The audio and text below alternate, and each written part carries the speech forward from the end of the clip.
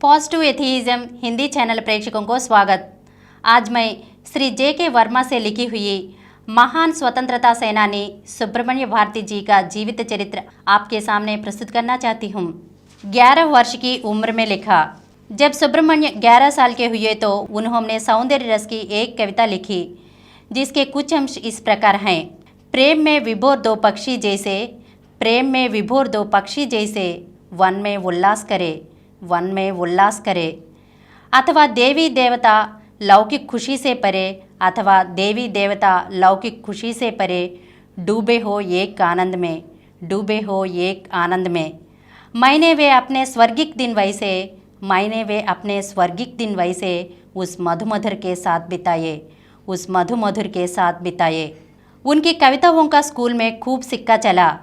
उनकी कविताओं में तमिल के शब्द बहुत ही चित्रता के साथ पिरोए होते जो साबित करते कि बच्चे में भाषा पर गहरी पकड़ व सूझबूझ है।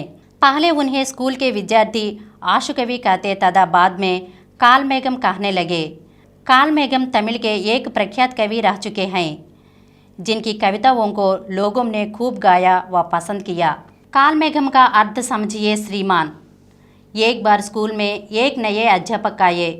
उन्होंने सुब्रमण्य की काफ़ी तारीफ सुनी। उन्होंने कक्षा में उन्हें खड़ा करके पूछा, स्कूल में इस बात की बहुत चर्चा है कि तुम कालमेघम बन गए हो, हमें भी तो अपनी कोई कविता सुनाओ। सुनकर सुब्रमण्य ने उत्तर दिया, शायद आप कालमेघम का अर्थ नहीं समझ पा रहे श्रीमान जी। अगर समझ रहे हैं तो आपको पता ही होगा कि कालमेघम कभी किसी की आज्ञा से वर्षा नहीं किया करता। वह जब चाहता है तभी वर्षा होती है। अध्यापक समझ गए कि बच्चे में गहरी सूझबूझ है तथा वह वाकई एक सफल कवि बन चुका है। एक अन्य दिन सुब्रमण्य ने उन्हें अपनी एक नई कविता सुनाई तो उनका दिल बाग बाग हो गया तथा उन्होंने बच्चे को अपना आशीर्वाद दिया। नहीं मिली मैट्रिक परीक्षा देने की अनुमति। मैट्रिक परीक्षा के लिए स्कूल में चुनाव परीक्षा का आयोजन किया गया। इस परीक्षा में सुब्रमण्य फेल हो गए। स्कूल प्रबंधन ने परीक्षा देने वाले विद्यार्थियों की सूची में से उनका नाम काट दिया। जब सुब्रमण्य के चाचाओं को इस बात का पता चला तो उन्होंने बच्चे को खूब फटकारा, लेकिन सुब्रमण्य बिना कुछ बोले अपना बोरिया बिस्तर समेटकर एट्टाईपुरम लौट आए। जब वे लौटे तो उनके चेहरे पर किसी तरह का कोई भाव नहीं था। उनके चेहरे पर छाए भावों से ऐसा नहीं लगा रहा था कि वे हार कर लौटे हैं।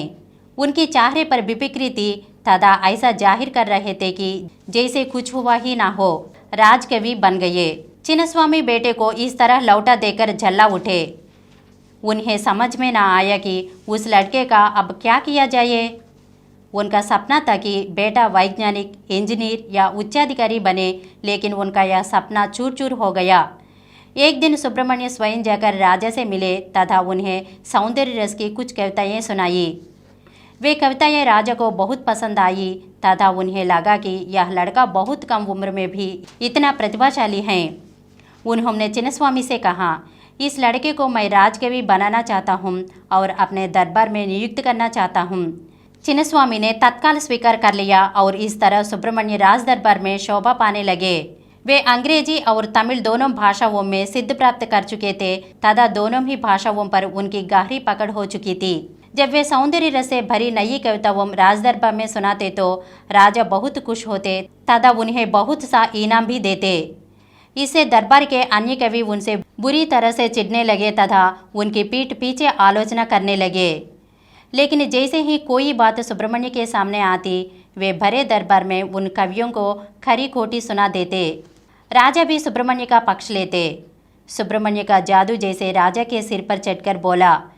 वे अन्य कवियों से कहते, देखा ऐसी होती है कविता, इंसान सुन ले तो भीतर तक झूम जाए। राजा के ये शब्द उन कवियों के दिल पर नस्तर की तरह चलते। वे सुब्रमण्य को नीचा दिखाने का कोई मौका न छोड़ते, लेकिन उन्हें हर बार मुंह की खानी पड़ती। अगले एपिसोड में सुब्रमण्य भारती के बारे में और कुछ अंशों को जानेंगे। धन्यवाद।